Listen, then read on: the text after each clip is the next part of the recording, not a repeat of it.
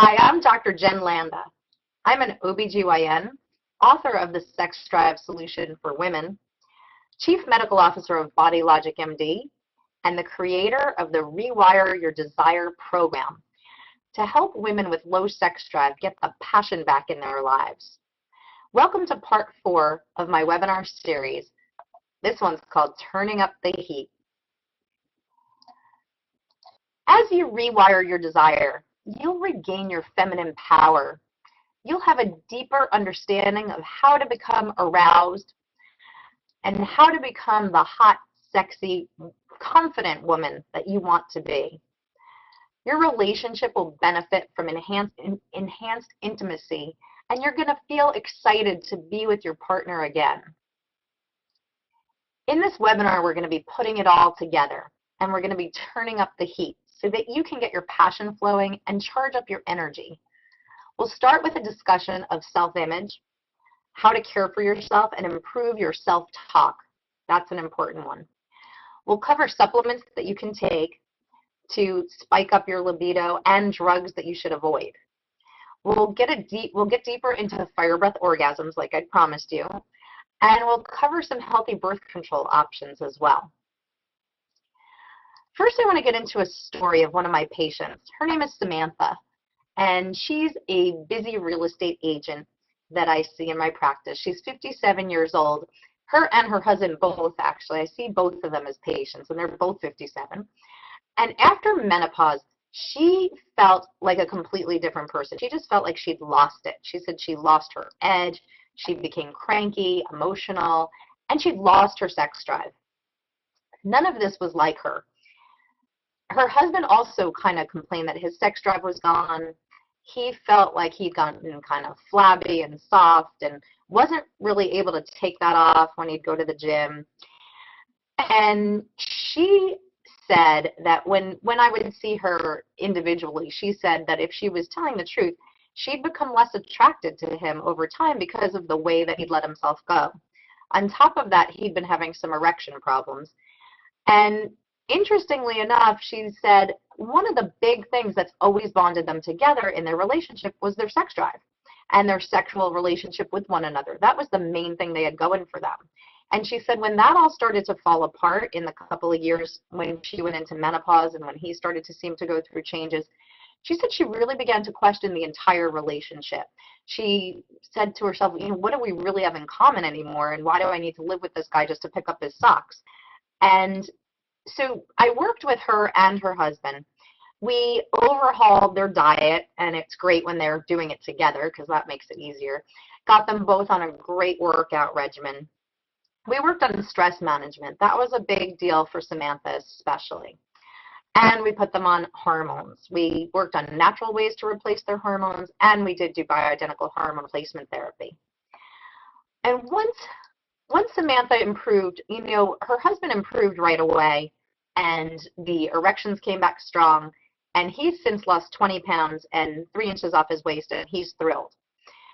But she just told me in a recent follow-up that it's been amazing. Since she's gotten her libido back, her sex drive back on track, and her edge and her energy and all of that has come back, she is so much more attracted to her husband.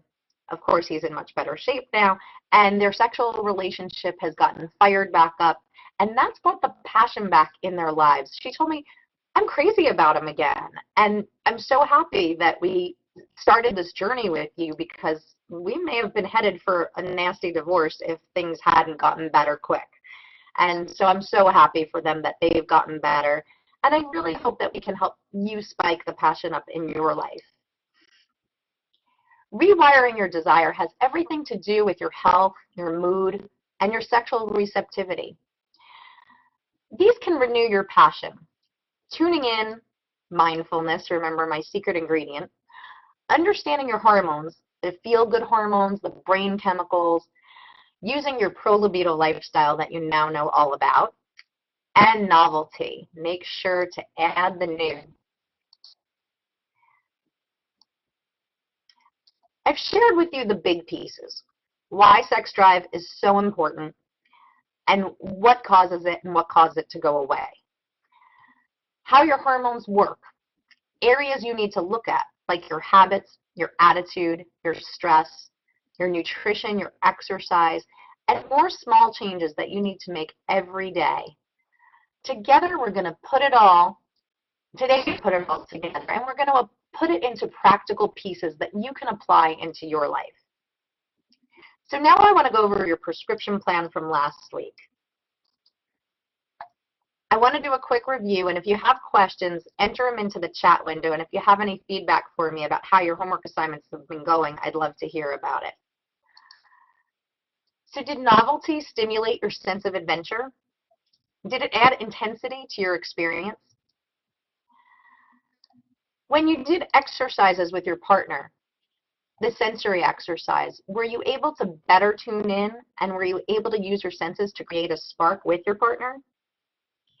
How about sex after a workout? Did you try that? And how did that feel? Did you ask your partner which parts of your body that they like best? And as far as your mind and your body, have you been following your nutrition plan? How's it going? Do you feel differently when you eat differently? Maybe more energy, better body image? Have you been doing your meditation, and is it getting easier to stay focused and stay in the moment? How about thoughts of sex? Are they starting to come more naturally now? How was your energy level this past week? If you're following the habit changes that I recommended, you should already be feeling some of these changes. In our last webinar, we reviewed the elements of the pro-libido lifestyle. Remember, senses. These are easy steps to tune into your passionate self. Stress management, meditation, prayer, belly breathing, getting enough sleep. Schedule at least 7 to 8 hours a night. The nutritional eating, eliminating sugars, small frequent meals, healthier food choices. Senses, make sure to pay attention to your senses and use them to create a spark. Exercise daily or almost daily. And self-image. Now it's time to go over self-image. An improved self-image gives you mojo. When you work on yourself, you'll improve your confidence and increase your feminine power. You free yourself up to allow yourself to think about sex more. And most important, having a better self-image changes the way you think of yourself. If you think of yourself as a sex goddess, you're that much closer to being one. And if you don't work on your self-image, issues with self-image can come between you and your loved one. Self-image issues can make you lose your self-confidence and lose your self-esteem. Body image issues are when you don't open up to your lover and you don't feel comfortable doing so sexually because of the way you feel about your body.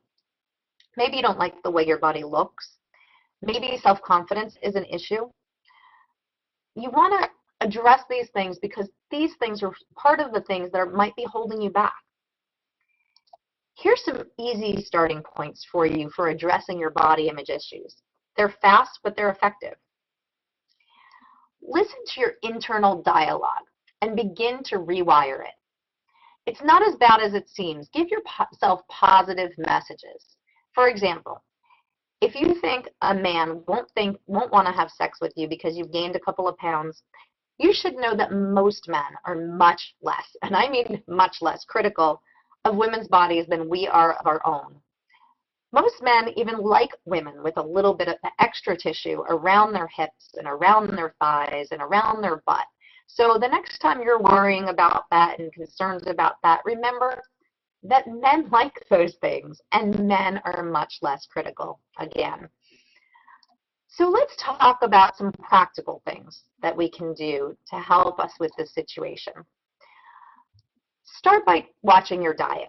Start by cutting out the sugars we've been talking about and walk away from the cookies today. Small changes can become big changes over time, so start small and work your way up to bigger changes. If you're overweight and you take off just a few pounds, you'll feel so good when you start to receive compliments, and when you feel good, you'll feel happier, you'll feel more satisfied with life. Healthy habits are going to change your body composition. More tone Less fat equals more confidence. One important thing you should do is you should have sex. Whether you desire it or not, more sex just makes you feel more sexy. You need to get into the habit of feeling sexy. When we have more confidence, that's another thing that makes us feel sexy. Follow the lifestyle changes that we've been talking about: nutrition, exercise, stress management. These changes are going to help you drop weight, increase your muscle tone, and feel less bloated. These changes are all part of getting your sexy back. It improves your self-confidence and your self-esteem, and your partner will notice. And just having your partner notice and compliment you can be the change that provides a spark for some women.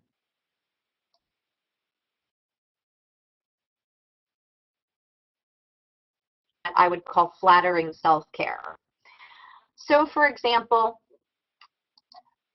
tanning lotions, not the actual sun, because that can obviously increase your risk of skin cancer, but tanning lotions that are chemical free. Also, using some sparkled powder dust, I call it, some of those powders that you can get, those shimmer powders. Adding some tan and some shimmer can do wonders to camouflage body blemishes and especially cellulite. Think about other things like getting a hairstyle change, a hair, makeup, wardrobe makeover, and even think about some sexy private wardrobe type things that you can get. Maybe some role-playing things like a French maid costume, a sexy schoolgirl costume, whatever makes you feel sexy and confident. I'm sure your partner's going to love it. And you don't have to spend a lot on these things. You can just accessorize with some of the things you already have, maybe some sexy little additions to your wardrobe. This way you can start slowly and don't go too far out of your comfort zone. Do things that make you feel comfortable and sexy. Another thing to think about is maybe go to the makeup counter and get a makeover. If you want, you can go all out and buy some sexy clothes and lingerie that help make you feel sexier, and even get your partner to help you out. Sometimes if your partner picks some sexy lingerie for you, it makes you feel even sexier because you know you're wearing something that turns him on. If you're worried that your partner doesn't find you attractive, and you find yourself comparing yourself to the stick-thin models that we all see in magazines and on TV, please stop now. These models are airbrushed like crazy. And if you don't believe it, I once saw a story in a magazine how they actually take these models and they make a size 12 a size 6, or even a size 6 a size 2. So don't kid yourself. Those women are airbrushed like crazy, and don't compare yourself to them. Don't use that as your role model. Men don't use that as their role model at all. Most men don't even like the waif-thin models that we're seeing on the magazine covers that we think we should look like. Other things to think about is playing up your best body part. Remember I asked you to ask your partner? So what's your best body part? If it's your breasts, then you want to play up your breasts. Get a low plunging neckline type of lingerie. And if you feel like your legs don't look their best, okay, so get a long gown to cover them, but a really nice deep neckline. Or if you've got great legs, well then wear something nice and short. If you love your butt, then get some great booty shorts and show off your great butt. Your man is going to look where you send his attention, and he's going to love the confidence that you're giving off. Be seductive and flirt. And when you're trying to get in the mood, remember that great lighting can also work wonders. They use lighting a lot in that magazine photography as well. And you can use it at home to get the best set for your sexy new self. Everything looks better in candlelight. So now we're going to transition to talk about supplements. There are a number of supplements that you can take to support your passion. A lot of the supplements that I talk about focus on blood flow, because a lot of passion is all about blood flow. Some are about decreasing stress and increasing energy, because these are essential parts of our sex drive, of course. Other supplements I'll talk about help balance our hormones better. There's a synergistic effect of using these supplements in conjunction with one another. So sometimes you'll get more bang for your buck if you use a supplement that has multiple supplements in combination, because they might work even better that way. but some of them work very well individually as well. So I'm going to talk to you more now about some of the supplements, particularly first the ones that raise blood flow or increase blood flow. Because blood flow is so important in arousal. Let me tell you why blood flow is so important. When you think about blood flow in sex, the easiest way to think about it might be more when you think about men and their erections. There's a very similar origin of the tissue that creates the penis, and it's the same basically as the tissue that creates our vagina. So when you think about it, when a man gets aroused, his penis fills with blood, he gets an erection, and that blood stays there for a while. So you know for a man, sex is all about having good blood flow. For women, it works just the same. We just don't see it. We're just not as obvious about it. So our vagina has to fill with blood, our vagina or vulva or clitoris, for us to get turned on. That's what we call arousal. And when that arousal happens, that's when we get lubrication, because the lubrication actually comes from the blood flow. And we also get more sensitive. Our clitoris, our vulva, our vagina get more sensitive when they're filled with blood. So getting these supplements on board that help fill your genitals with blood are going to be important. So let's talk about a little bit about these. And I want to tell you, certain populations of patients, the blood flow is even more of an issue. So I see this problem particularly in patients who might be cardiac patients, people who have decreased blood flow to their heart. You have decreased blood flow in all the small vessels of your whole body, including your vagina, and that goes for men with their erections as well. Diabetes is another category. So women who have higher blood sugar, that's yet another reason why blood sugar is a sex killer. So women who are diabetics or have increased blood sugar do have issues with blood flow to their genital organ. Also, I find that women after a hysterectomy might have issues with their blood flow as well. But this can be helpful for really any patient, that when you increase your blood flow, you increase your arousal. So the first one I want to talk about is a supplement called L-arginine. L-arginine is an amino acid, which is natural in the body. But when we boost the levels, what L-arginine does is L-arginine works on an enzyme called nitric oxide. And nitric oxide helps to dilate blood vessels. It helps open up your blood vessels, so it allows more blood to flow in. There's a couple of ways that you can get this L-arginine. I mentioned already once briefly Scream Cream. Well, Scream Cream is made of L-arginine, and so that's why Scream Cream helps to increase arousal, and it should be used before you have sex because it can help increase the blood flow, which will increase your lubrication and your sensitivity. Another supplement that I frequently recommend is one called Argin Max. Argin Max has several libido-enhancing ingredients that we're going to talk, several of the ones that I'm going to talk about tonight, but the main one is L-arginine. And so it does help increase blood flow and increase arousal. And Argin Max has even been shown to be effective in studies.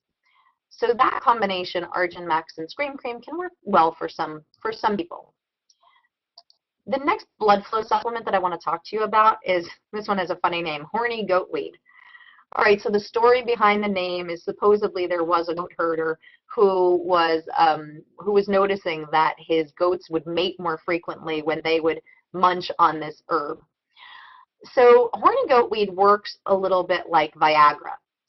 It increases a certain enzyme that works again on that nitric oxide that I had mentioned before, and that nitric oxide causes the dilation of the blood vessels. So yes, that is the way Viagra works as well. So remember, when more blood is flowing, more arousal is going to happen, and that can spark desire. The next blood flow supplement I want to talk to you about is ginkgo biloba. Some of you may have heard about ginkgo biloba because it's used for many different things. It's been used in China for thousands of years. And generally, it improves blood flow throughout the body. It increases nitric oxide, just like the other supplements that I mentioned, so it dilates blood vessels. An interesting thing about ginkgo, besides the fact that it works on your memory, and that's because it increases the blood flow to your brain, is that ginkgo biloba has been shown in studies to help alleviate the lack of desire, the low sex drive that comes along with medications called SSRIs. So SSRIs, some of you might recognize as something called a selective serotonin reuptake inhibitor. Very complicated name, but it's for drugs that you already know. Prozac and Zoloft are two of the most common examples of those medications. Now, those medications can interfere with sex drive. One of the main reasons is because there's a delicate balance between two brain chemicals, one called serotonin, which I just mentioned, and one called dopamine. When you have too much serotonin relative to dopamine, your drive will sink, which is, I'm going to get to Zoloft in a few minutes, why it can be a sex sinker. So the ginkgo biloba, if people who have loss of sex drive due to Zoloft and Prozac and can't get off those medications, ginkgo may be helpful for these people to improve their sex drive. The one thing I need to caution you about, though, is you need to discuss it carefully with your doctor who's prescribing the Zoloft or Prozac or whichever medication it is, because the increase in serotonin that you're getting with the medication may interact with the ginkgo biloba in a negative way, and you can even spike your serotonin, so you have to look at that. We're going to take a second now to answer any questions you might have. So if you enter them into the chat window now, I'd be happy to take them if there are any questions at this point. And my producer will read them to me. Oh, good. I hear we have a lot of great questions, so I'm looking forward to that. Great.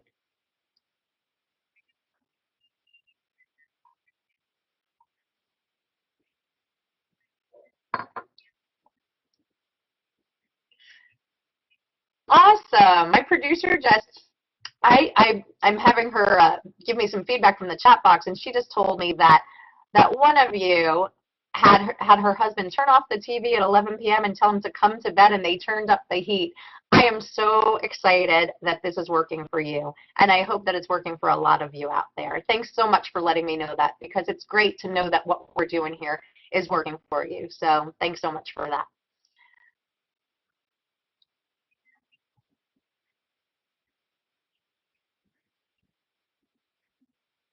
Mm-hmm.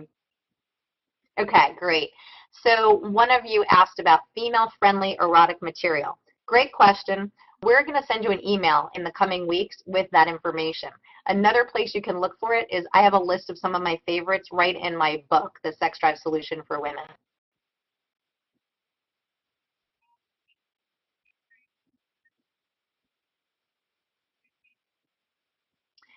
The question was, can a woman experience genital numbness from using a vibrator too often? You know, there's a lot of speculation and a lot of question about that. Usually the answer is no. You know, I always talk about, I've said to you several times already, the vagina is an organ, use it or lose it. Orgasm's good for you, all of the things I've told you. So you know what? Whether you're achieving an orgasm through a vibrator or not, I think that's a great thing to do. I don't think there's any drawback really to using a vibrator too often. You want to mix it up, I would say. You don't want to only get dependent. Maybe if you can have orgasm in other ways, I would try to, and I would try to experiment with that, and we will talk about several different kinds of orgasms tonight. But I would say that it could cause temporary numbness just from the pressure on the nerves. So you might notice that after using a vibrator for a little while, it does affect certain nerves and nerve receptors, but it's usually only a very temporary effect. So I wouldn't really be concerned about that as a long-term issue. Do we have other questions?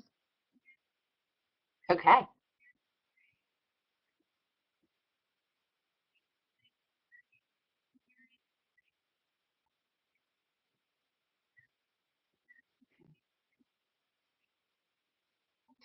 Okay.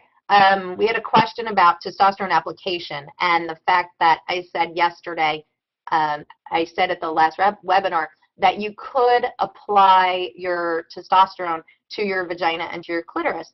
Now, and could the reason that you're not experiencing an improvement in your libido be because you're applying the testosterone to other parts of your body, like your inner arm and your thighs and your hips and things like that?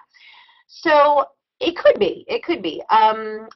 So you can apply, yes, you can definitely safely apply testosterone cream to the labia, to the clitoris. I would usually, if you're not having enough sensitivity and you'd like to try to increase your sensitivity, you know, I would discuss this with your physician if your physician's not me. If your physician's not me, if your physician is me, then you have my permission to apply the testosterone at I would say like 2 to 3 days a week Switch up your application from your arm and thigh routine that we normally have to your labia and your clitoris, and see if that makes a difference for you, because it might.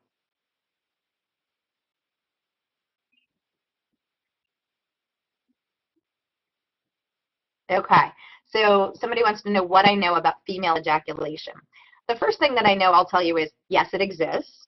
The second thing I want to tell you is that it's totally normal. So if any of you are ejaculators and you're kind of freaked out by it, because I know some women are self-conscious about it, they're freaked out by it. I have had women tell me that my husband finds it very distracting and wants me to stop. Well, you can't stop. You know, if it's something that you do naturally, it is something you do naturally. And I say good for you. It's just an expression of sexuality. Now, if you're a woman who doesn't naturally ejaculate and you're wondering if there's something wrong with that, nothing wrong with that either. So what is female ejaculate? There's a lot of speculation. Is it pee? It's not pee. It's actually distinctly different from urine, and it's distinctly different from even vaginal discharge.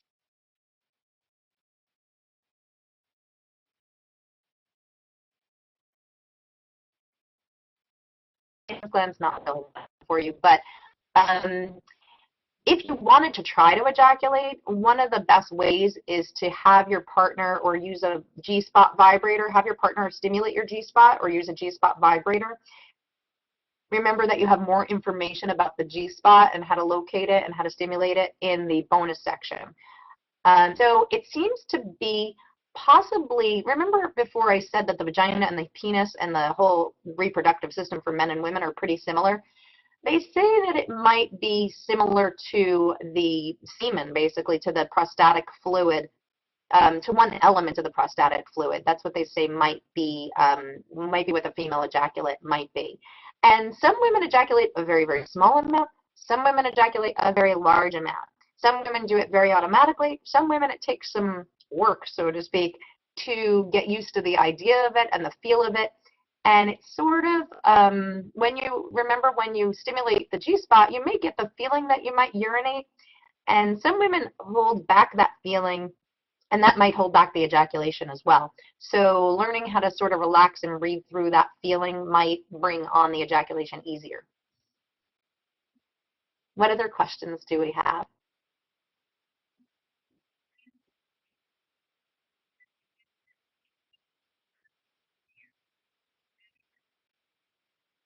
hmm The question was, do the supplements that I'm recommending interfere with bioidentical hormone therapy? And actually, no, they don't. You could take both of them in conjunction if you're finding that your bioidentical therapy is not improving your libido as much as you'd like to see. We definitely could try supplements as well.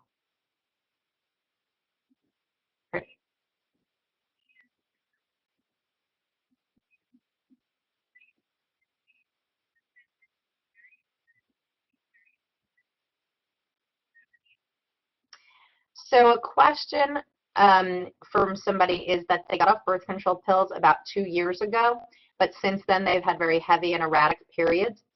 The reason for that usually, now of course this is not medical advice, but I will tell you, you should get your hormones tested, and I would look to test them, if at all possible, at day 19 through 21 of the cycle, meaning day 1 is your first day of bleeding.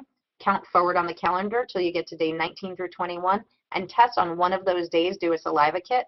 More than likely, the reason is an imbalance between estrogen and progesterone. Progesterone is probably too low. Progesterone is what causes the cycle to regulate, and so a lack of progesterone, which is very, very common, as I had mentioned to you back in one of our prior webinars, starts even as early as the 30s. You know, it's pretty common. So if you're in your 40s, certainly in your 40s and early 50s, that you would, I would almost, you know, I would bet you that it's a progesterone deficiency. And you can take progesterone. That's one of the things that you can take, but you can also look at some of the supplements that we had talked about for hormone balancing. One of the ones that's classically known to help this condition is the Vitex or Chase Treeberry that I had mentioned before. That is one that can really help with the menstrual irregularities and the imbalance between the estrogen and progesterone. But remember, getting your lifestyle back on track will help lower cortisol, and lowering cortisol will increase your body's own natural production of progesterone. So I would really try doing all of those things, and I think that'll help a lot. Okay, great. Well, thanks so much for your great questions. And that's all that we have for now, but I will definitely be answering some more later. So I'm going to continue with the supplements now. And now I'm going to talk about some supplements that'll help increase your energy and balance your hormones. So B vitamins. B vitamins can help with stress. They can help with depression, PMS, because B vitamins help balance the estrogen-progesterone ratio that I was just mentioning a little bit. B vitamins increase our energy. And one thing I want to make sure of, if you are using birth control pills, always make sure to use B vitamins. And as I've mentioned before, use B vitamins as a B complex so you're getting all of the B vitamins, because taking one in excess can imbalance the others. But take B vitamins with birth control pills, because birth control pills deplete our body's ability to hold on to the B vitamins, and then you get out of balance, and that causes us not to be able to break down our estrogens as efficiently. So that's pretty important so we can stay in better balance. Another supplement I want to talk to you about is Damiana. And Damiana comes from South America. It's been used for a very long time. It increases blood flow to the genitals like some of the other ones we've talked about, but it also has plant chemicals that improve our hormone levels. And it may even help to make more testosterone for men and women. Damiana also has a great property that it's anti-anxiety.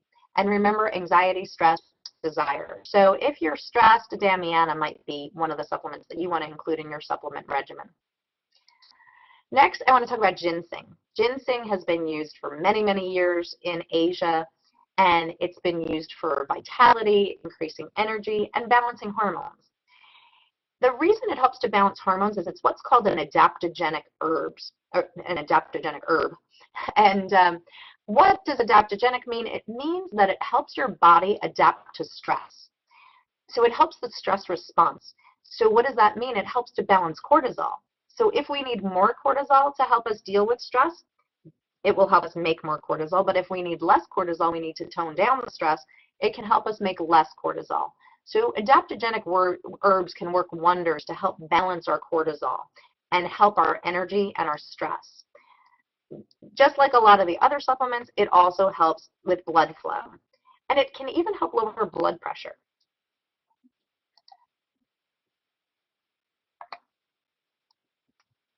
And ginseng also has a lot of good properties. It's also an antioxidant, and it helps us avoid cancer. It increases blood flow throughout the body, including to the brain. So it can even help increase our hormones from our brain level, increase our pituitary hormones. The one thing I want to caution you about with ginseng is that it can cause blood thinning. So if you happen to be on a blood thinner, you definitely don't want to take it. And if you're taking ginseng and you start getting bleeding gums or bloody noses, you might think that it's the ginseng it could possibly be. So you want to keep that in mind. The next pro-libido supplement that I want to talk about is maca, or maca, and it's from Peru, and it's been used medicinally in Peru for thousands of years. It's another adaptogen. It also helps to work on the stress response. It also helps to balance cortisol. And you may find products that even combine the ginseng and the maca and other herbal adaptogens as well.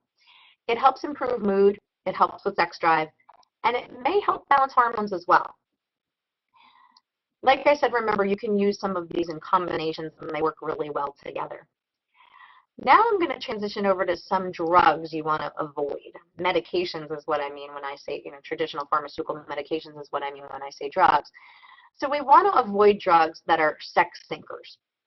The most common one probably is those SSRIs that I talked about before, like Zoloft, like Prozac, because they upset the serotonin dopamine balance that I was talking about before. Those are our brain chemicals that we need in a healthy balance to have good sex. We want good dopamine levels, and we don't want to have excessive serotonin levels to have good sex drive. And when we boost serotonin, Zoloft and Prozac, that's why we do get an increased incidence of decreased sex drive. As a hint, if you're on one of these medications to help you with your anxiety, well, there's a couple of things there. Number one, I see it all the time. I see women who their hormones start to get out of balance. They start to get more anxious, more overwhelmed. They don't sleep well. They go into their doctor and they get Zoloft prescribed for that. The bottom line is you probably need something different. I'm going to tell you a story about a patient that's going to help illustrate some of this in a minute. And the other thing to keep in mind is antidepressants that may help you without the sexual side effect. Wellbutrin is an antidepressant that can help, and it doesn't have that sexual side effect. It actually keeps dopamine up. So if anything, some people have found if they're on an antidepressant medication and they change over to Wellbutrin, it can even amp up their sex drive. So if you need to be on an antidepressant medication for depression, consider asking your doctor about Wellbutrin. The other thing to keep in mind, though, with Wellbutrin is that Wellbutrin can be an issue with people who are anxious. So if you're on Zoloft because of depression and anxiety or only anxiety, switching over to Wellbutrin probably won't help you because it can increase anxiety a little bit. But if you're just on an antidepressant for pure depression, the Wellbutrin actually might help you with the depression and with the low sex drive side effect. So just something to keep in the back of your mind and consider if you are on those medications. I would rather you not be on those medications if possible, and I do try to help my patients get off those medications whenever it is possible. But sometimes you do need the combination of all of the lifestyle changes we've talked about and the antidepressant medication. So what other drugs cause interference with sex drive? Here's another really common one, sleep drugs like Ambien or Lunesta. You want to get off of those because they do interfere with your sex drive. The other thing they interfere with is they interfere with memory and your cognition, your ability to think clearly. Other medications that can definitely affect your sex drive, one of the big ones is blood pressure medications that are called beta blockers. So those are medications that end in the two letters OL, like propranolol. Propranolol, or trade name Inderal, is one of the most it's a very common blood pressure medication that people use, and it interferes with the blood flow. So it interferes with men's erections and it interferes with women's arousal. So just keep that in your mind. If you're on blood pressure medication or you need to go on one, you might want to try to avoid that one. Other medications like psychiatric drugs, anti-seizure drugs, and even cholesterol lowering drugs.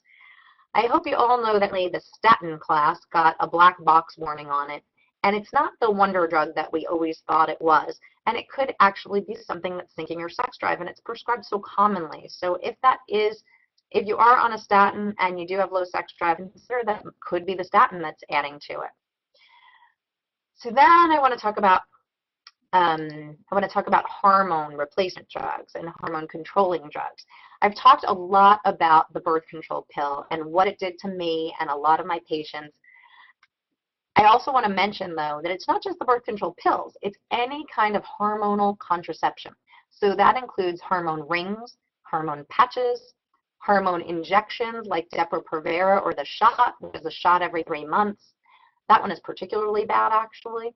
And even the progestin or hormone-containing IUD called Mirena. Some women have a negative effect from that one and some women don't. The argument that most OBGYNs make is that the progestin, that artificial progesterone hormone, stays directly in the uterus and has its effect directly in the uterus. I've seen that to be true with some women, but in reading deeper in the research on Mirenas, 20 to 30% of the women who take it do have an effect that goes throughout the body. So just keep that in the back of your mind. So I told you I'd give you an example of one of my patients who definitely had a medication effect. This patient, her name is Landa, and she came into me in her 40s. She had the typical premenopausal complaints of hormone imbalance. She had breast tenderness. She felt exhausted she had foggy brain, PMS. One of her biggest symptoms was the severe mood swings. She said she was like Dr. Jekyll, Mr. Hyde, and her husband was afraid when those times would come. She also complained of weight gain and no sex drive. She had no sex drive early on. So she went to her doctor, primary care doctor, with all of these complaints. And she went on Zoloft.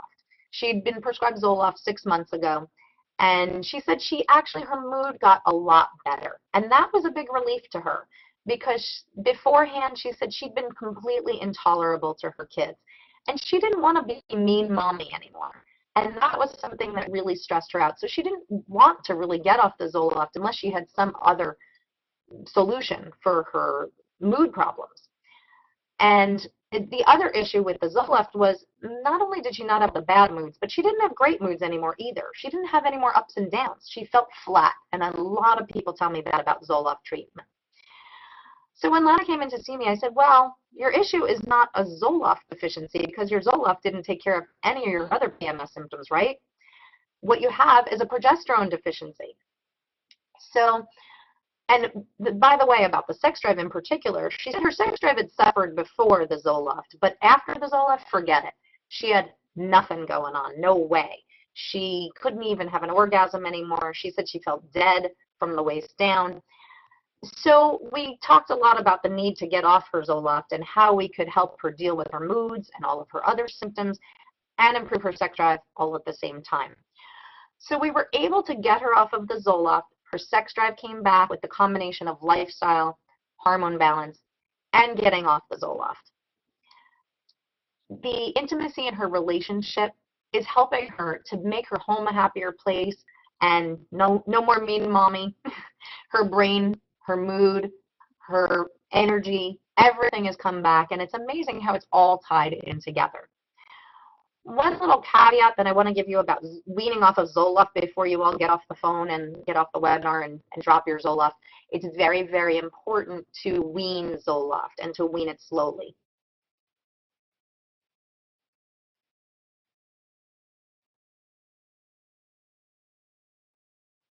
Your doctor who prescribed the Zoloft as to how to wean off of it slowly.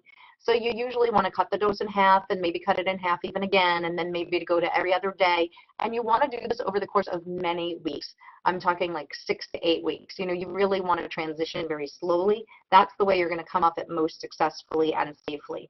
So keep in mind, don't just drop your Zoloft today, please. For more information about all of these issues that we've talked about and the drugs to avoid, I have a whole chapter on the supplements, and I have a whole chapter on the drugs to avoid in the book, my book, The Sex Drive Solution for Women.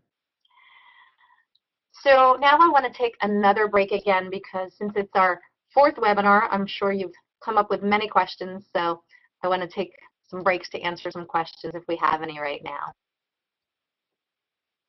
Okay, we have some.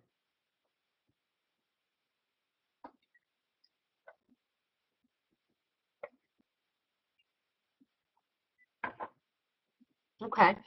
So a question that I received is, could I tell you about fennel seed, and is fennel seed good for women too? You know, I'm not familiar with any particular research on fennel seed. Fennel seed is one that I'd have to look up. It's a great herb. It's a great cooking item, great for flavor and everything, but I'm not familiar with research particularly on fennel. So I can look that one up and get back to you on it.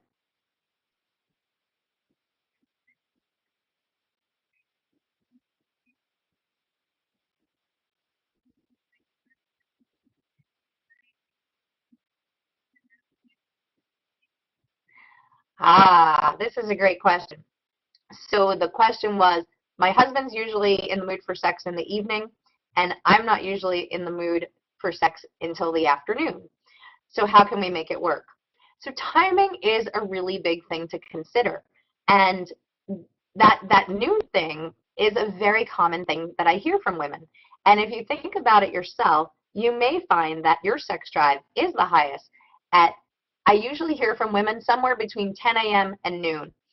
So while that might not be the most convenient of times, on the weekends you might be able to make it work easily.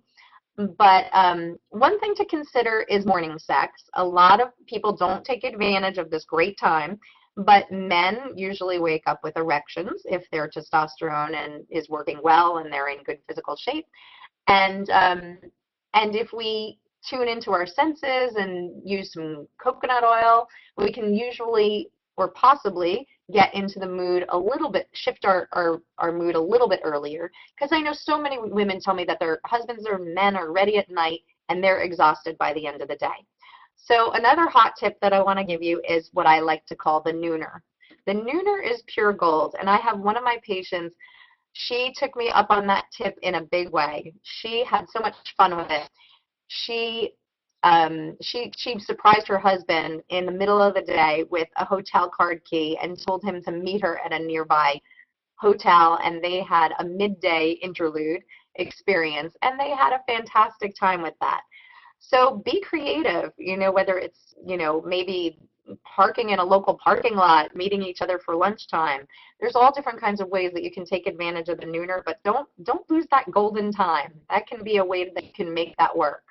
And if he knows it, you got to make him aware of it, because if he knows it, he's going to be more likely to get creative too.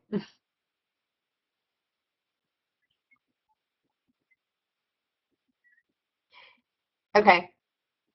A question that was asked is Zoloft the same exact thing as Prozac? They're not the same thing. They're two different medications, but they're very similar. They work very similarly.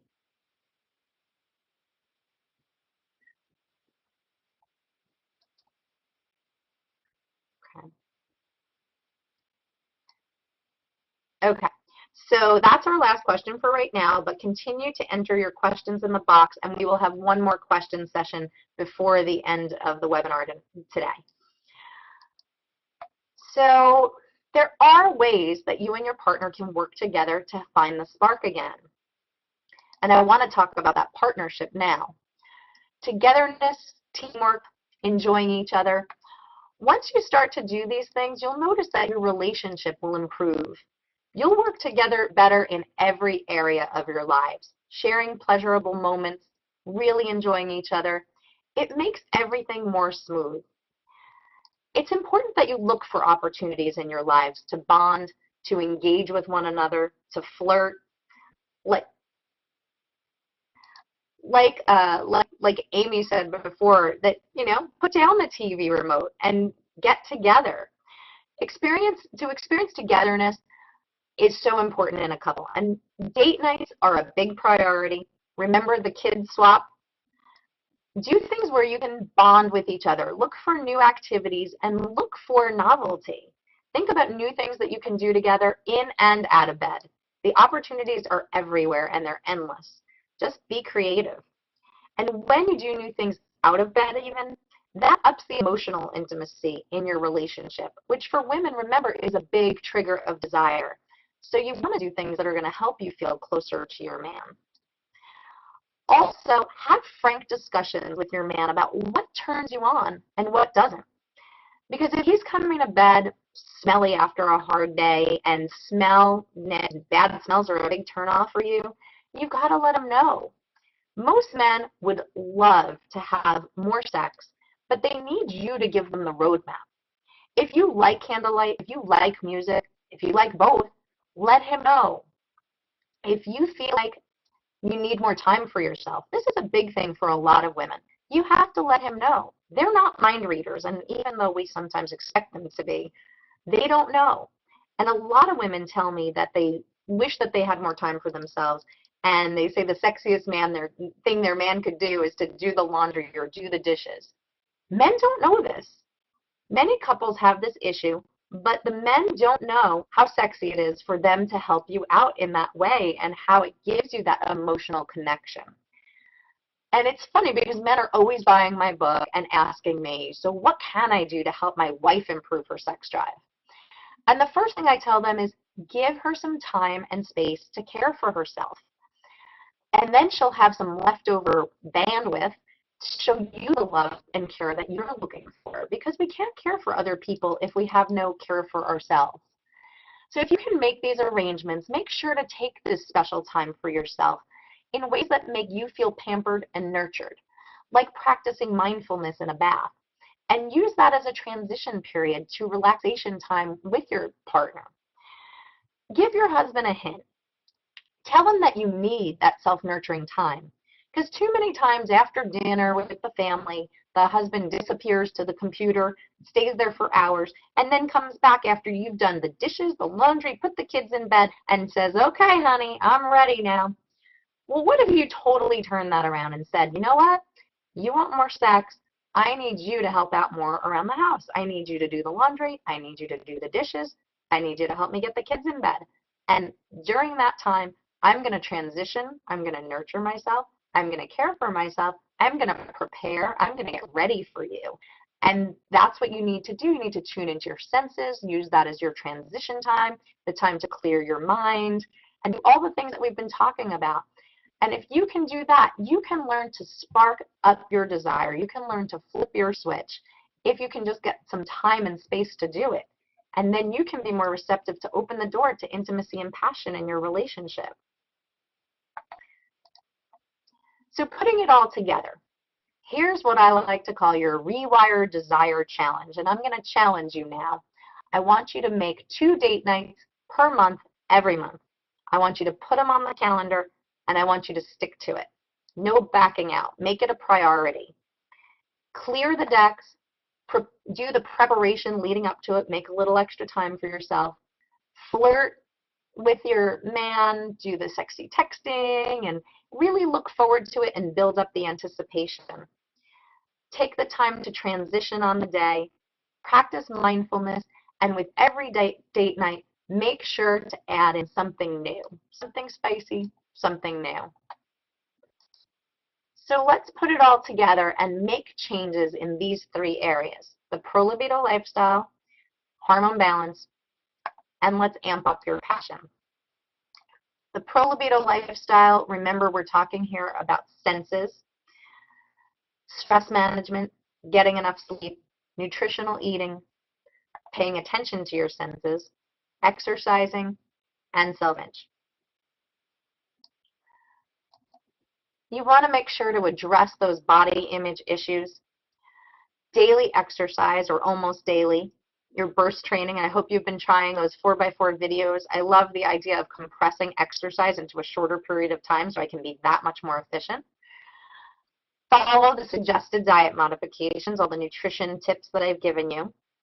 Do your daily meditation, maybe one that focuses on enhancing sexual energy, like on the handout I've given you. Try to de-stress. Try to eliminate stress wherever you can in your life. When you engage your senses, you begin to listen to the world around you in a new way. And work the sensory into every experience in your life. Then it'll start to come much more naturally to you. And you open yourself up for all kinds of magic to happen in your life when you're really tuned in. And even your same old relationship can become magical again. I've done it, and I've seen so many people do it. Practice mindfulness. This is one of the most important ingredients. When you stay present with your lover, you manage to leave space for joy, temptation, sensuality. And then remember about hormone balance. Figure out which hormones that you need to balance and work on them. Either the natural methods that I've shown you, or consider bioidentical hormone replacement. Think about whether or not you'd like to get saliva testing. Get off any artificial hormones like the birth control pill or the artificial hormone replacements for menopause. And determine if you want to see a hormone specialist.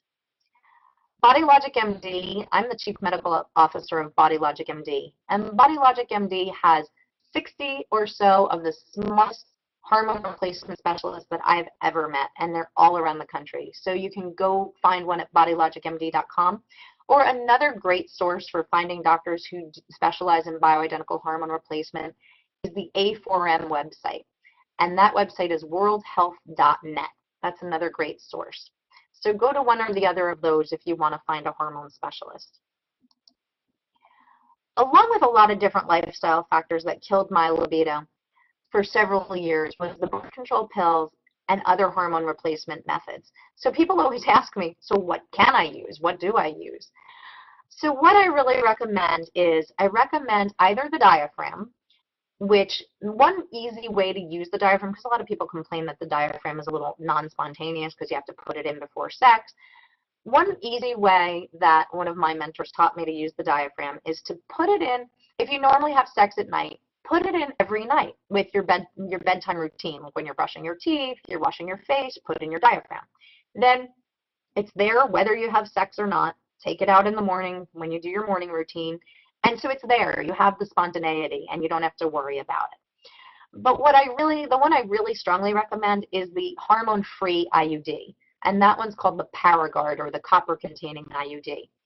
I like the Paragard because it doesn't have any hormones, and it's a very, very effective method of birth control. Believe it or not, it's as effective as getting your tubes tied, because there's no user error. Taking birth control pills or any other hormone methods of contraception rely on you getting it right. And believe me, when I took the birth control pill, I know I didn't use it perfectly, and I know lots of people haven't. So really consider the hormone-free IUD. especially if you're looking for at least 2 years of birth control protection. Then it's a great investment. The other one caveat that I'd give you about IUDs is you have to be in a monogamous relationship, meaning you're not having sex outside your relationship, you're having sex with one person, and your risk of getting STDs, sexually transmitted diseases, is low. Because if you have an increased risk of sexually transmitted diseases and you get a sexually transmitted disease with an IUD in place, it can increase your risk of serious infections. So if you're in a monogamous relationship and you're looking for birth control for more than 2 years, the IUD is a great method. And the other thing to also think about is IUDs they had a bad rep in the past, and so you might be thinking of the old days. Back in the 70s, there were several IUDs that were taken off the market because they caused problems with women. But those have since been reformulated. There's only a few IUDs on the market now. They've been used for many, many years, very tested, very safe, and they can even be used in women who've never had a baby. That's a newer thing. We used to think that we couldn't use them at all in women who'd never had a baby, but now we are even using them in young women who've never had babies very successfully. So keep in mind an IUD may be a great method of birth control pill for you. So think about sex. Remember to put it on your list, either the word sex, your husband's name, a code word. Put it on your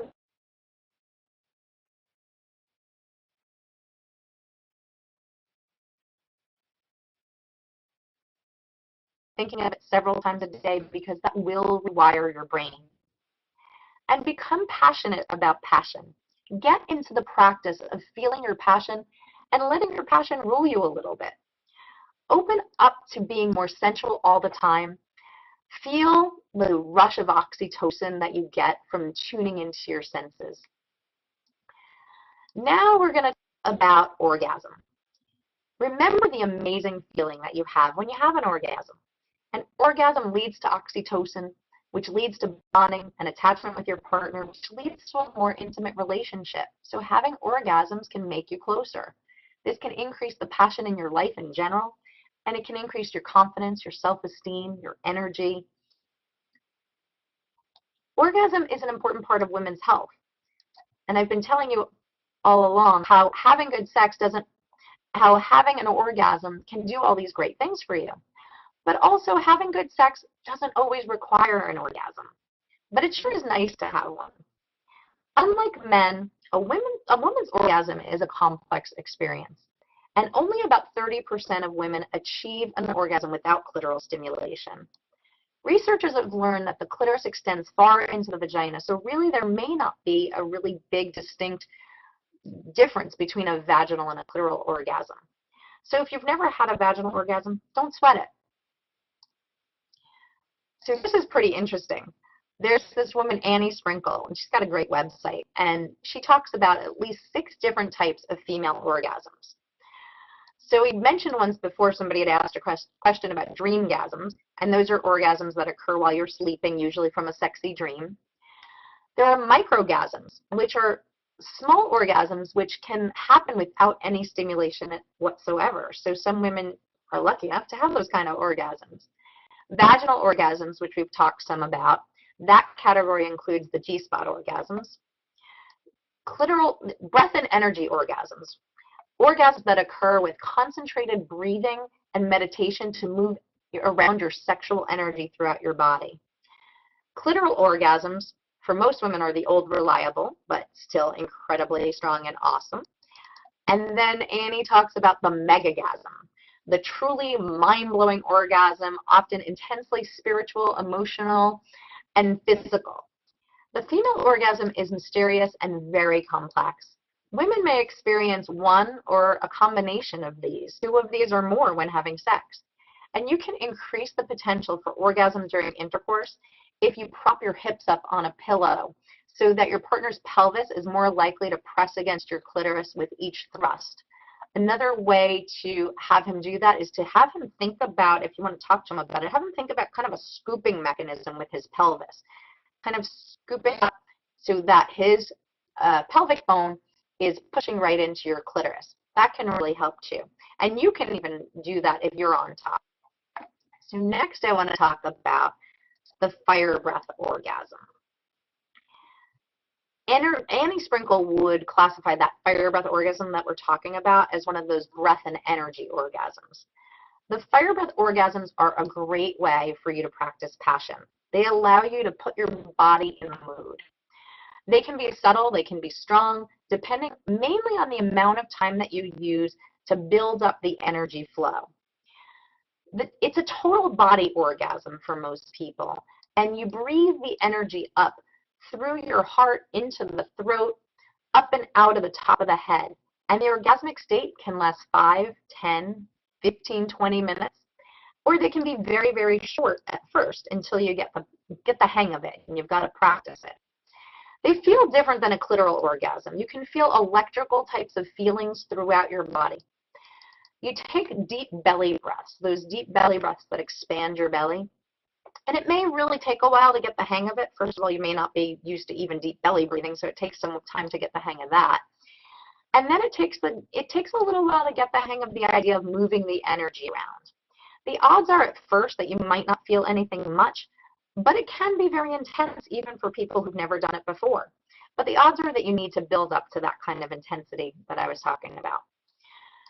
So how do you do it, and what is it? It involves experiencing subtle energies and accessing these energies to help us enhance our pleasure. It can be practiced by yourself, or it can be practiced with a partner. Check your inbox in the next few weeks. I'm going to send you an email with a blueprint for fire breath orgasms and explain to you step by step exactly how to do it. I really want you to try it because it's an amazing way to experience just pleasure in general.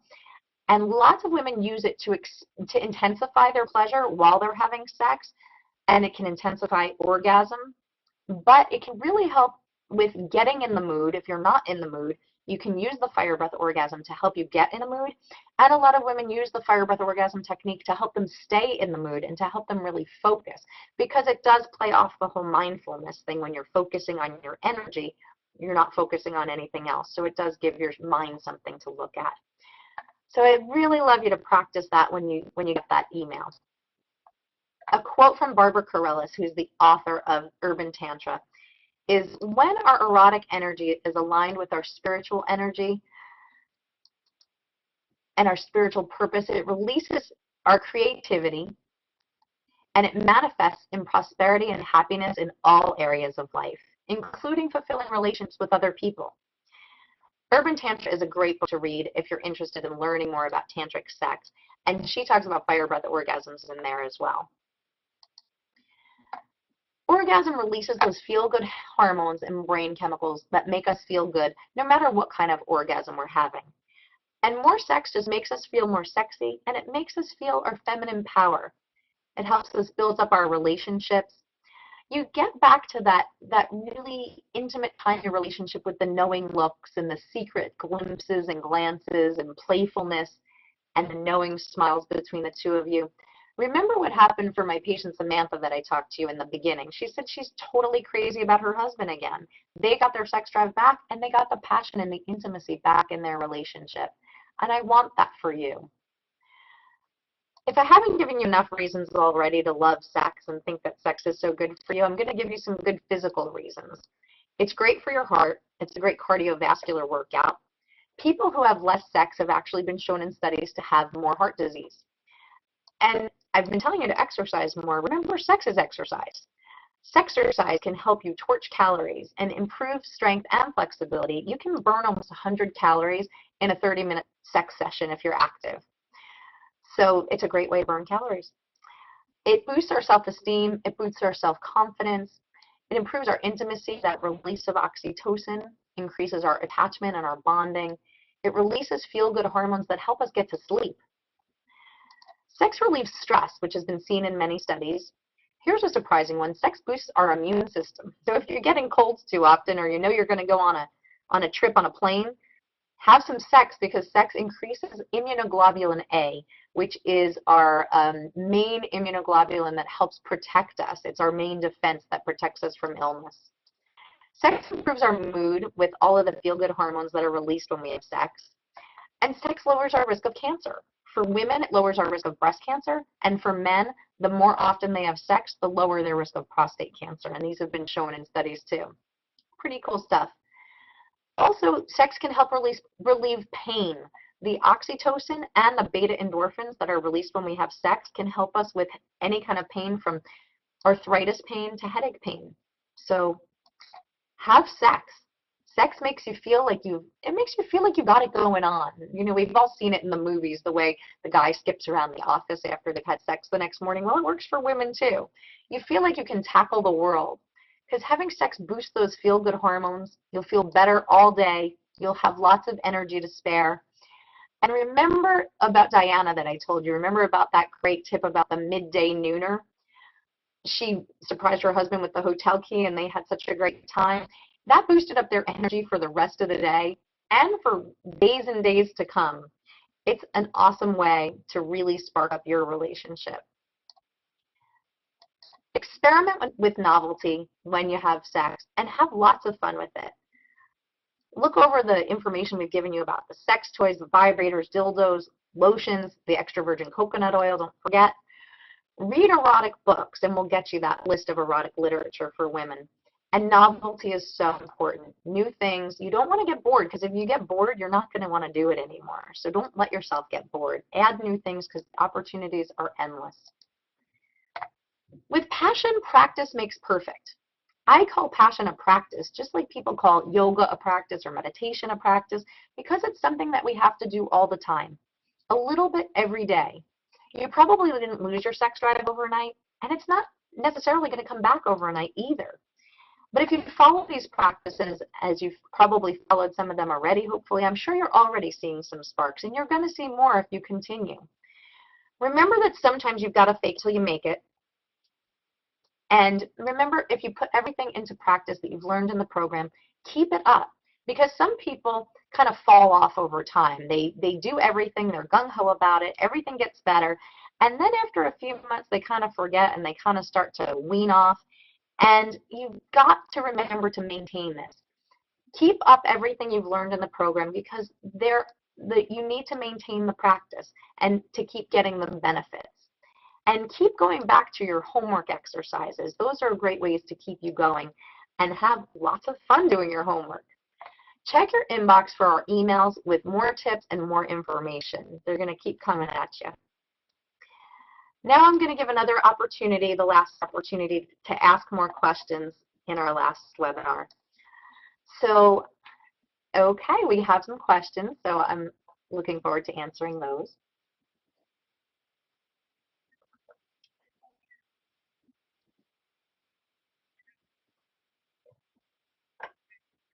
Okay, so somebody asked a question about Lexapro, and does Lexapro help any better than Zoloft as far as the sex drive is concerned? And they said it did help their depression better than the Zoloft did. The Lexapro helped the depression better than the Zoloft. So all of these medications, Lexapro, Zoloft, Prozac, and Cymbalta, and all of these, they all work slightly differently.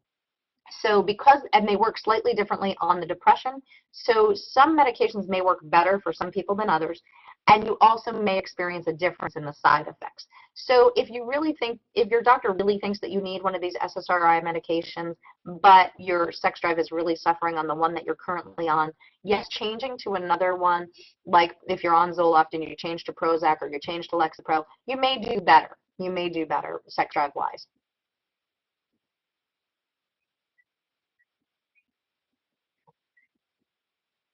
The question was, do women report sensation with female ejaculation? And the answer is yes. I would definitely say yes. Now, the question was, do they experience sensation? The answer is definitely yes. The interesting way that you asked the question, and that I want to answer it, is some women do not find the experience pleasurable. There is the possibility of experiencing a female orgasm through vigorous stimulation of the G-spot area that isn't necessarily pleasant or pleasurable. You may not feel much of anything at all, and it may not really be a turn on. But some women have a great experience, and it's very intense for them. This all just goes to show you how individual the experience is, and just try to be okay with wherever you're at, because it probably is very normal.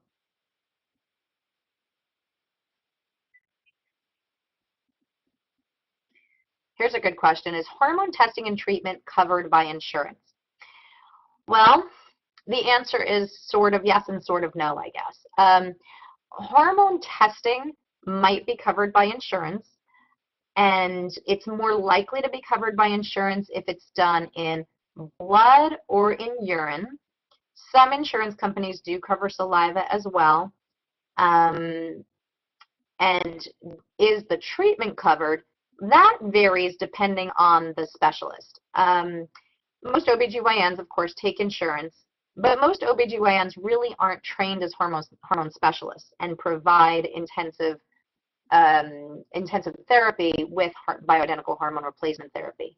With most of the hormone specialists that I'm familiar with, and for me myself, we can't take insurance because the insurance model just doesn't work this way. We need to sit with our patients for extended periods of time to really delve into all of these issues that we've been talking about over the course of these webinars. This is part of the big reason that I wanted to do these webinars, because this type of therapy is not necessarily, and treatment and advice and all of the stuff that we've talked about, because I talk about all of this in visits. I talk about lifestyle changes. I talk about all of the different things that women need to do to get their sex drive back on track. But sometimes I don't even have enough time to go into all of this because there's so much to be done in these visits. And so I initially see a patient for an hour, and the follow-up visits are a half an hour. You could never do that in an insurance model. Nowadays, the average doctor's visit, as I'm sure most of you are aware, is about 6 or 7 minutes.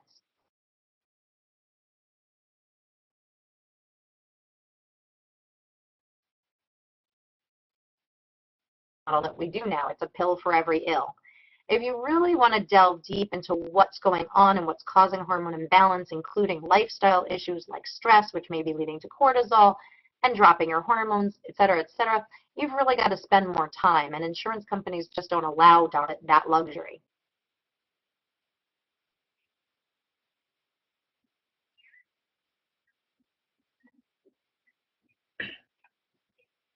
Mm-hmm.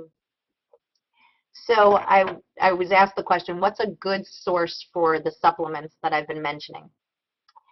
Well, good news is I'm going to be putting up on my website very soon the best sources that you can find to get some of those supplements, and some of the supplements that are going to combine some of the ingredients we talked about, or have them in single supplements to boost your sex drive, to balance your hormones. And I'm really looking forward to providing some information and the best sources possible for these supplements, because you need to take good sources. You need to take these supplements from a good source, or they're not really going to work.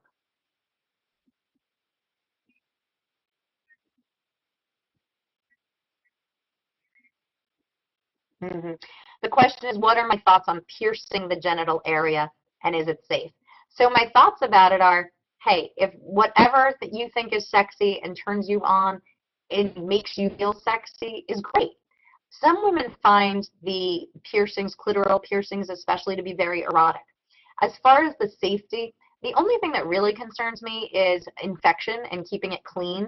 Piercings can get infected, and so that's probably my biggest concern about it. Other than that, I don't really have any concerns. I think it's safe, and I think some women, it makes them feel sexy and they enjoy the feeling of it, and it can stimulate you when you're not even being sexually stimulated but just walking around. So some women really enjoy that.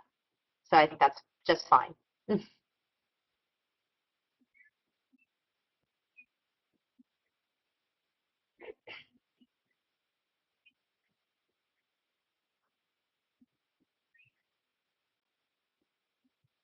Oh, that's a tough one. So the question was, is there a listing for gynecologists who are pro BHRT? Because it's very difficult while working with my bioidentical hormone replacement therapy specialist to go to gynecologists who are not supportive about my BHRT. I totally agree with you. It's very difficult sometimes to find gynecologists who are open-minded. I would say there's more and more and more of them these days. I actually refer my patients to a gynecologist who's somewhat a little bit of a distance from my office and a little bit of a distance to some of my patients, but it's well worth it because she's very supportive of the type of therapy that I do. And some gynecologists, one of the most profound ways I ever heard somebody say it is, with doctors, what they're not up on, they're down on. So unfortunately, because oncologists haven't been trained about bioidentical hormone replacement therapy, they tend to get down on it because they don't really understand it. But when they're open-minded enough to learn more about it, they realize that that is definitely the way to treat with hormones. And not only that, that it's been shown in even the OBGYN literature. It's all over the scientific literature. So they just need to be better informed and more open-minded, and more doctors are getting there. I don't know of any listing, unfortunately, of gynecologists who are more pro-BHRT. I guess maybe if you go to that A4M website that I mentioned, you may find doctors who practice both gynecology and BHRT. That's possible, or who are members of the A4M, so that means they're more interested in learning about it. Any other questions? Okay, a few more questions.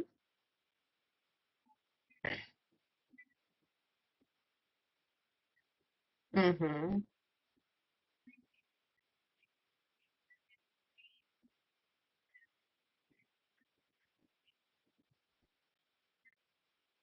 Mm-hmm. Mm-hmm. Okay. There are a lot of comments, it seems, about the Paragard IUD, and I wanted to address that. So somebody said that their uterus was too small and they had to have it removed, and that is possible. It is possible.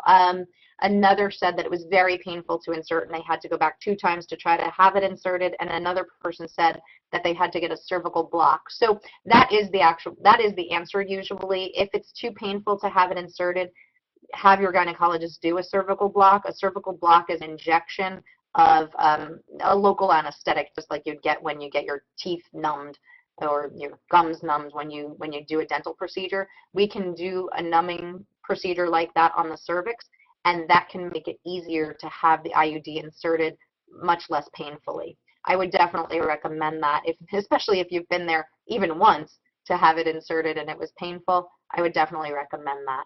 It can be a very crampy and uncomfortable procedure, and a cervical pain block can definitely help.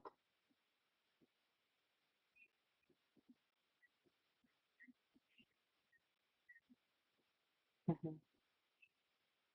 Okay. There was a question about if I'm planning to have a child down the road, is it safe for me to use a Paragard? Nowadays, the OBGYN literature has told us that yes, we consider it very safe to use a Paragard in women who are still planning on bearing children. The only risk is, like I said before, if you're not monogamous or if you're exposed to sexually transmitted diseases, and in the case where that sexually transmitted disease becomes more of a pelvic infection, that can affect issues with your fertility, which is why they used to say women who've never had children who are planning on having children shouldn't have an IUD. But it's really been shown not to be as big a concern as we originally thought it was. So I would recommend getting tested for STDs before having the IUD put in, and then doing everything you can to minimize your risk.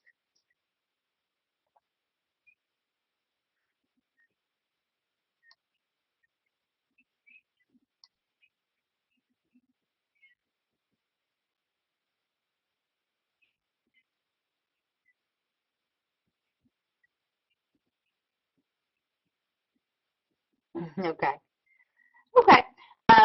Somebody asked the question about can I recommend any intimacy retreats, and and other forums that might be sexy but respectful of monogamous relationships. I will get back to you with more information on this. One that I recommend, that it's not sexual at all, but if you're having trouble in your relationship, I like imagotherapy as one mode of therapy, and I know a great therapist who does workshops around the country. His name is Rick Brown, and if you just Google Rick Brown, you'll find his workshops, and they're great for creating intimacy. They're not sexual intimacy, but just intimacy in your relationship, which for a lot of us, when we lose that intimacy, that leads us to less desire. So that might be an option. And as far as the other more passion boosting weekends, I'll provide more information about that for you in an email format.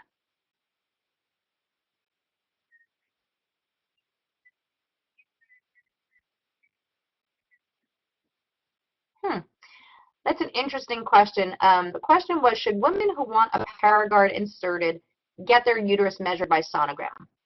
Usually it's not necessary. The reason is, if your gynecologist, not every gynecologist does this ahead of time, but one of the ways that things that we can do when we're inserting an IUD during the procedure is to use something called a uterine sound. The uterine sound is just it's kind of like it's an instrument that we can insert into the uterus before putting the IUD in, and we can use it essentially as a measuring stick to make sure that the uterus is big enough for the IUD to fit in. The Paragard is usually a little easier to get inserted than the Mirena, by the way. The inserter for the Mirena is larger and the Paragard one is smaller. So usually you have better luck with that one. But it sounds like a couple of people have had some problems. So I would recommend having the gynecologist use a uterine sound to measure the uterus and make sure it's large enough to accommodate the IUD.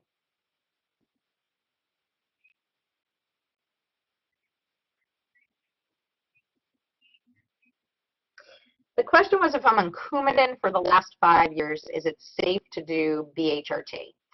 Well, the answer would be definitely this is one you have to go to your physician on. I'm not going to necessarily opine on that with a medical opinion, but what I would tell you is, depending on the reason that you're on the Coumadin, it may be safe and it may not be. And there are, for almost any reason I can think of being on Coumadin, there will be some hormones that are probably safe and some that you may need to stay away from. So I think bioidentical hormone replacement may be an option for you, but you'd have to have your specialist really evaluate that thoroughly.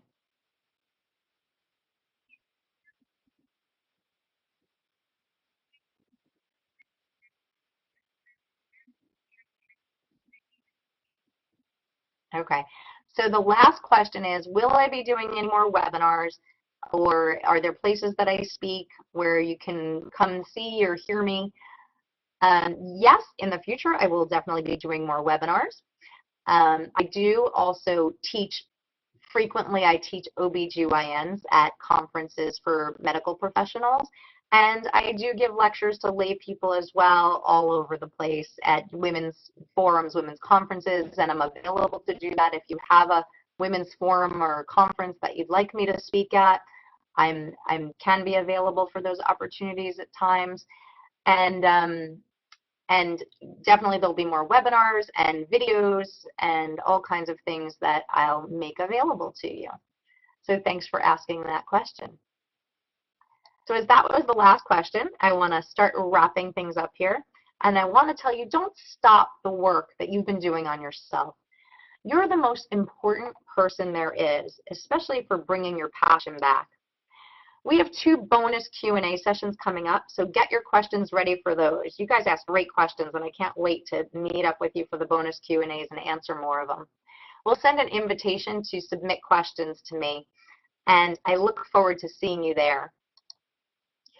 Thanks again so much for joining me on this journey to rewire your desire. Watch your inbox for more reminders about bonus Q&As coming up. Thanks again, and see you real soon. Have a great day.